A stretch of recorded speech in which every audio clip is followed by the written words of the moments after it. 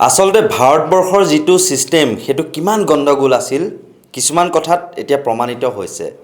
আজি যিটো চৰকাৰী যন্ত্ৰ তেওঁলোকে ভয় খাই পেলাই এই টুইটাৰ একাউণ্ট ভাৰতত মানে ছাছপেণ্ড কৰি দিছে, মানে গোটেই নিষিদ্ধ কৰি পেলাইছে ভাৰতবৰ্ষত যিটো কক্ৰোচ জনতা পাৰ্টিৰ। আৰু এটা কথা ভাবকচোন, যি ৰাজনৈতিক দল সেয়া ল'লে কংগ্ৰেছেই হওক বা বিজেপিয়েই হওক, পুৰণি ৰাজনৈতিক দল বিজেপি শাসনত অহা 12 বছৰ হ'ল, 12 বছৰত মাত্ৰ 8.79 মিলিয়ন 8.79 মিলিয়ন মাত্ৰ তেওঁলোকৰ ফলোৱাৰ্ছ ইনষ্টাগ্ৰামত। বিপৰীতে মাত্ৰ আজি 5 নম্বৰটো দিন 20 মিলিয়নৰো অধিক এতিয়া ফলোৱাৰ্ছ হৈছে কক্ৰোচ জনতা পাৰ্টিৰ। কোনো পঞ্জীয়ন কৰা দল, ৰাজনৈতিক দল নহয়, ডিজিটেলি ফৰ্ম হোৱা এটা ৰাজনৈতিক দল, ধেমালি ফূৰ্তিতে খোলা এটা ইনষ্টাগ্ৰাম পেজ বা ফেচবুক পেজ, কিন্তু সেয়া কিমান এক ছিৰিয়াছ হৈ পৰিছে বৰ্তমান সময়ত। কিমান বিৰোধী ৰাজনৈতিক দলসমূহে আচলতে যিবোৰ প্ৰশ্ন নকৰে সাধাৰণ মানুহৰ সমস্যাৰ ক্ষেত্ৰত, সেইবোৰ এতিয়া কক্ৰোচ জনতা পাৰ্টীয়ে ডিজিটেল মাধ্যমৰ জৰিয়তে এক আন্দোলন, এক যেন সামাজিক মাধ্যমৰ জৰিয়তে বিপ্লৱৰ সূচনা কৰিছে। আৰু এতিয়া সেই বিপ্লৱ ৰাজপথলৈও আহিছে। VVIP সংস্কৃতিৰ বিৰুদ্ধে কক্ৰোচ জনতা পাৰ্টিৰ সদস্যই ৰাজপথত আৰক্ষীক প্ৰশ্ন কৰা আৰম্ভ কৰিছে। সমগ্ৰ বিষয় আমি পাতিম। আমাৰ সৈতে প্ৰত্যেক দিনাৰ দৰে আছে নৰ্থ ইষ্ট নাওৰ মুখ্য সম্পাদক পৰেশ মালাকাৰ ডাঙৰীয়া, আৰু তেওঁৰ দৃষ্টিভংগীৰে সমগ্ৰ বিষয়টো কি হিচাপত চাই আমি তেওঁৰ পৰা প্ৰথমে জানিবলৈ চেষ্টা কৰিম। আপুনি কেনেকুৱা হিচাপত চাব বিষয়টো, বা কি ক'ব সমগ্ৰ বিষয় মই যিখিনি ক'লোঁ? এইটো প্ৰশ্ন হৈছে যে ব্যংগটো এটা বৰ গুৰুত্বপূৰ্ণ প্ৰশ্ন। ব্যংগৰ যোগেদি বহু কথা ক'ব পৰা যায়। আৰু এতিয়া যিটো কক্ৰোচ জনতা পাৰ্টি বুলি যিটো মানে ভাৰ্চুৱেল ৱৰ্ল্ডত যিটো বস্তু আমি দেখা পাইছোঁ, আৰু তুমি কৈছা যে তেওঁলোকৰ সমৰ্থকৰ সংখ্যা এতিয়া কিমান 20 মিলিয়ন, 2 কোটি পাৰ হৈ গৈছে। এই ঘটনাটো ক'ৰ পৰা উৎপত্তি হৈছিল আমি গম পাওঁ যে ভাৰতৰ মুখ্য ন্যায়াধীশ সূৰ্যকান্তই এটা মন্তব্য কৰিছিল কেছ এটাৰ শুনানিৰ সময়ত। আৰু তেতিয়াই মন্তব্যটো কৰোঁতে তেওঁ কি কৈছিলে যে সেইটো বৰ তাৎপৰ্যপূৰ্ণ কথা, যে ভাৰতবৰ্ষত যিসকল নিবনুৱা, যিসকলে চাকৰি নাপায়, যিসকলৰ তেওঁ ডিগ্ৰীৰ প্ৰশ্নটো আনিছিলে, যে তেওঁলোকে এতিয়া ছিষ্টেমটো কুৱেশ্যন কৰিবলৈ ধৰিছে, আৰু তেওঁলোক পেৰাচাইট, পৰজীৱী, আৰু তেওঁলোক পঁইতাচোৰাৰ দৰে কক্ৰোচ। এই কথাটো কোৱাৰ পিছতে ভাৰতবৰ্ষত এইটো বোধহয় কৈছিলে 15 তাৰিখে এটা কেছৰ শুনানিৰ সন্দৰ্ভত, 15 মে'। আৰু তাৰপিছত সমগ্ৰ ভাৰতবৰ্ষতে এটা বিশেষকৈ জেনজি বুলি যিসকল যুৱক যুৱতী, তেওঁলোকৰ মাজত এইটোক লৈ, আৰু কেৱল যুৱক যুৱতী বুলিয়েই নহয়, অন্যান্যসকলৰ মাজত এইটোক লৈ এটা বৰ সাংঘাতিক ধৰণৰ প্ৰতিক্ৰিয়া আমি দেখা পালোঁ। আৰু তাৰ পিছৰ লগে লগে চিফ জাষ্টিছে সূৰ্যকান্তই তেওঁ ক্ষমাও বিচাৰিলে। এতিয়া প্ৰশ্নটো হৈছে কি, যে কিয় আজি এই ধৰণৰ এটা মানে কক্ৰোচ পাৰ্টি এটা ভাৰ্চুৱেল ৱৰ্ল্ডতে হওক, যে এইটো যে এনেকুৱাকৈ গঠন কৰিব লগা পৰিস্থিতিটো কি হ'ল, সেইটো হৈছে অত্যন্ত তাৎপৰ্যপূৰ্ণ কথা। এইটোৱে এটা কথা অতি স্পষ্টভাৱে আমাৰ চকুৰ আগত দাঙি ধৰিছে, সেইটো হৈছে তাৰমানে যে আমাৰ যিটো সমাজ ব্যৱস্থা, আমাৰ যিটো বডি পলিটিক, আমাৰ যিটো ৰাজনৈতিক ব্যৱস্থা, তাত কিছুমান সাংঘাতিক ধৰণৰ কেৰুণ আছে। আৰু কেৰুণবোৰ কি, তাৰে এটা কেৰুণবিলাকৰে বহিৰ্প্ৰকাশ এই কক্ৰোচ জনতা পাৰ্টিৰ যোগেদি হোৱা বুলি আমি ক'ব পাৰোঁ। এইকাৰণে যে আমাৰ ছিষ্টেমটোত গণ্ডগোলটো কি, আমি দেখিছোঁ যে নিবনুৱা সমস্যা কি ধৰণৰ অৱস্থা পাইছে। আমি দেখিছোঁ যোৱা সময়ছোৱাত মূল্যবৃদ্ধিৰ কথাটো কেনেকুৱা ধৰণৰ কি ৰূপ পাইছে। ভাৰতৰ প্ৰধানমন্ত্ৰী মোদীয়ে মানুহক মিতব্যয়ী হ'বৰ কাৰণে কি ধৰণৰ কথা কৈছে। এফালে আমি সেইবোৰ দেখা পাই আছোঁ আৰু অন্যফালে আমি কি দেখা পাই আছোঁ, অন্যফালে আমি দেখা পাইছোঁ যে গণতন্ত্ৰৰ নামত কেনেকুৱাকৈ মানুহৰ কণ্ঠ একচুৱেলি চেপি ধৰা হৈছে। আৰু দুটা কথা খুব গুৰুত্বপূৰ্ণ, এটা হৈছে ন্যায়পালিকা আৰু এটা হৈছে তোমাৰ এটা হ'ল ন্যায়পালিকা আৰু এটা হৈছে এক্সিকিউটিভ। এতিয়া আমি কি দেখা পাইছোঁ যে তোমাৰ গণতন্ত্ৰৰ এক্সিকিউটিভৰ ভাৰতৰ গণতন্ত্ৰৰ এটা বৰ গুৰুত্বপূৰ্ণ উপাদান হৈছে নিৰ্বাচন, সময়ে সময়ে হোৱা নিৰ্বাচন। কিন্তু সময়ে সময়ে হোৱা নিৰ্বাচনত নিৰ্বাচন আয়োগে যদি এই ধৰণৰ কাম কৰে যে নিৰ্বাচন আয়োগে যিটো দল ক্ষমতাত আছে, নিৰ্বাচন আয়োগ যেনেকুৱাকৈ জুডিচিয়াৰী মুক্ত হ'ব লাগে, স্বতন্ত্ৰ হ'ব লাগে, ঠিক তেনেদৰে নিৰ্বাচন আয়োগো মুক্ত আৰু স্বতন্ত্ৰ হ'ব লাগে। আমি দেখিছোঁ যে নিৰ্বাচন আয়োগ মুক্ত স্বতন্ত্ৰ নহয় আৰু সেইকাৰণে যোৱা সময়ছোৱাত নিৰ্বাচনবিলাকত আমি দেখিছোঁ পশ্চিমবংগত কি ধৰণৰ অৱস্থা হৈছে, অসমত কি ধৰণৰ অৱস্থা হৈছে, এই কথাবিলাক দেখা পাই আছোঁ। গতিকে তাৰমানে দুটা উপাদান, এটা হৈছে তাৰ পলিটিকেল আৰু আনটো হৈছে তাৰ অৰ্থনৈতিক। আৰু অৰ্থনীতিৰ ক্ষেত্ৰত আমি দেখিছোঁ যে মই ক'লোৱেই আগতে আনএমপ্লয়মেণ্ট বা প্ৰাইচ ৰাইজৰ কথা। অৰ্থাৎ যেতিয়া গণতন্ত্ৰ ভালদৰে তাৰ গণতান্ত্ৰিক ফাংচনিংটো, গণতন্ত্ৰ যেতিয়া কাৰ্যকৰী হৈ নাথাকে তেতিয়া তাৰ প্ৰভাৱ কিন্তু অৰ্থনীতিৰ ওপৰত পৰে। আৰু এই যিটো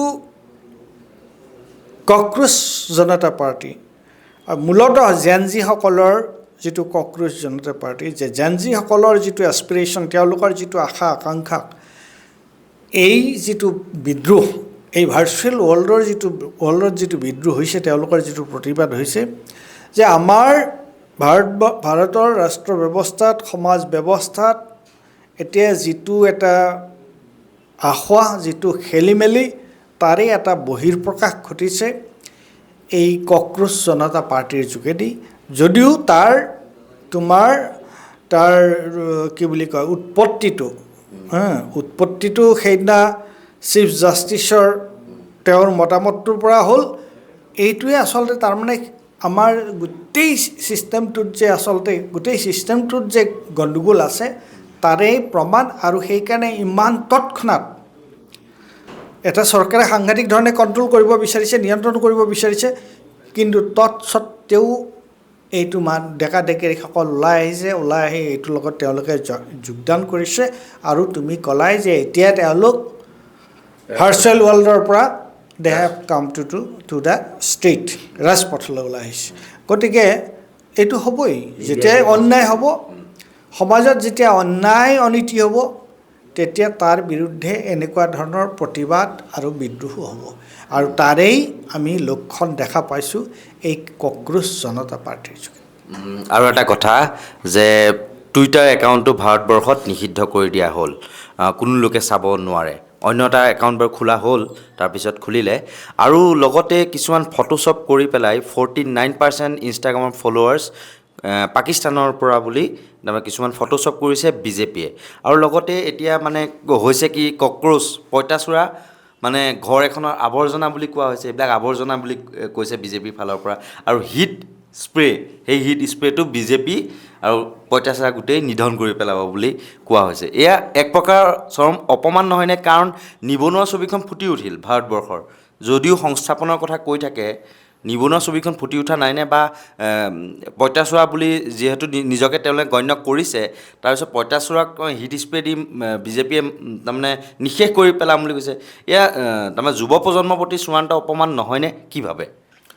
নিশ্চয়, কাৰণ ঘটনাটো হৈছে কি, কক্ৰোচ শব্দটো আহিল কেনেকুৱাকৈ? কক্ৰোচ শব্দটো আহিল যে ভাৰতবৰ্ষৰ যুৱ প্ৰজন্মক ভাৰতৰ মুখ্য ন্যায়াধীশে অপমান কৰাৰ কাৰণেহে কক্ৰোচ শব্দটো আহিল। হা তুমি যদি ইয়াতে কক্ৰোচ শব্দটো তোমাৰ কক্ৰোচৰ সেই পঁইতাচোৰা সেই পঁইতাচোৰাৰ কথাটো তুমি লিটাৰেলি প্ৰত্যক্ষভাৱে লৈ লাভ নাই ইয়াত পঁইতাচোৰা বুলি কৈছিলে তেওঁলোকে কাক পঁইতাচোৰা বুলি কৈছিলে ভাৰতবৰ্ষৰ নিবনুৱা জনসাধাৰণক পঁইতাচোৰা বুলি কৈছিলে কাক যে যিসকলে তথ্য জনাৰ অধিকাৰৰ যোগেদি তেওঁলোকে চৰকাৰী খেলি মেলি বা অন্য ধৰণৰ খেলি মেলি তেওঁলোকে ফাদিল কৰে বাহিৰলৈ উলিয়াই আনে অৰ্থাৎ অনিয়ম অনীতিক তেওঁলোকে ফাদিল কৰে তে সেইবোৰ কথাহে আছিল তাত তুমি পঁইতাচোৰাৰ সেয়াটো কথাটো বাদ দিয়া যে হিট দি পেলাই মাৰিব তাৰমানে তুমি এইটো কৰিবা নেকি যে যিসকলে এই দেশৰ যুৱ প্ৰজন্মক তেওঁলোকে কি হিট দি পেলাই মাৰিব নেকি যুৱ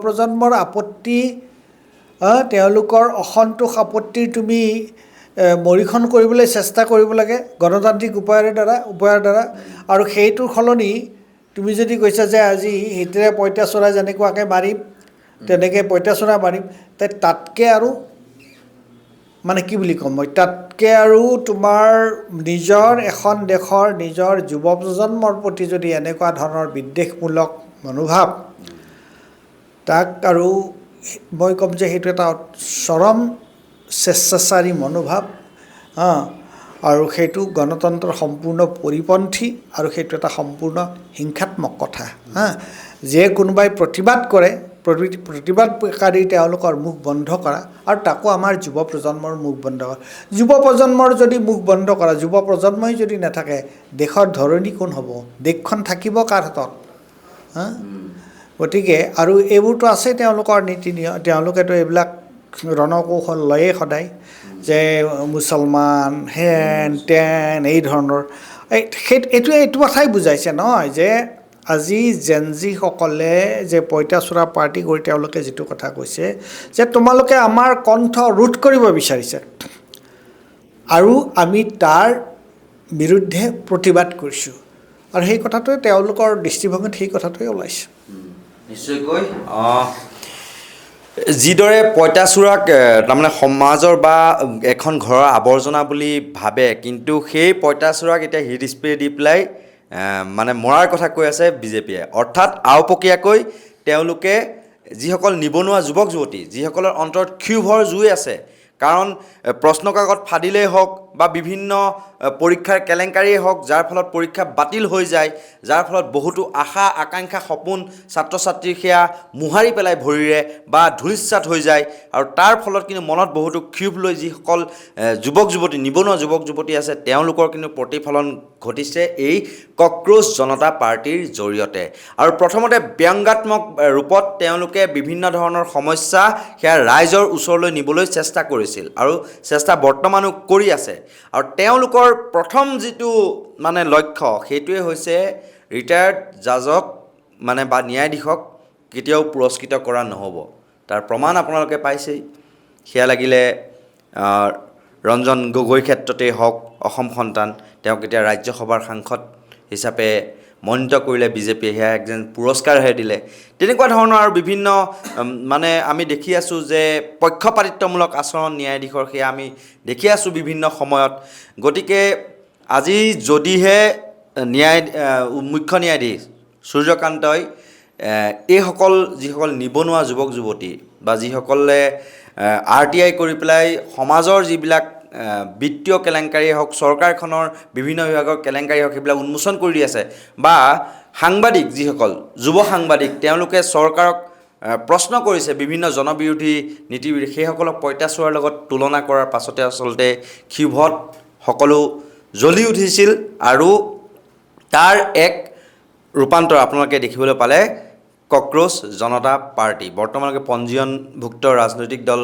হোৱা নাই আৰু ভৱিষ্যতে কি হয় কিন্তু এয়া যে জনসাধাৰণৰ যি মনত বা যিসকল যুৱ প্ৰজন্ম তেওঁলোকৰ মনত লুকাই থকা বা অন্তৰ্নিহিত হৈ থকা ক্ষোভৰ উদগীৰণ বা জ্বালামুখী বুলিয়ে এক প্ৰকাৰে ক'ব পাৰি কিয়নো পৰেশ মালাকাৰ ডাঙৰে উল্লেখ কৰাৰ দৰেই আজি যুৱ প্ৰজন্ম অবিহনে দেশ এখন নচলে তেওঁলোকেই ধৰি ৰাখিব লাগিব যুৱ প্ৰজন্মই এখন দেশৰ যিবিলাক উন্নয়ন যি আৰ্থিক উন্নতিয়ে হওক বা সামাজিক উন্নতি দুপদ তেতিয়াহে আগবাঢ়িব যেতিয়া যুৱক যুৱতীসকলে মানে এগ্ৰেছিভলি তেওঁলোকে মনোনিৱেশ কৰিব কাম কাজসমূহত চাই থাকিব নৰ্থ ইষ্ট নাও ধন্যবাদ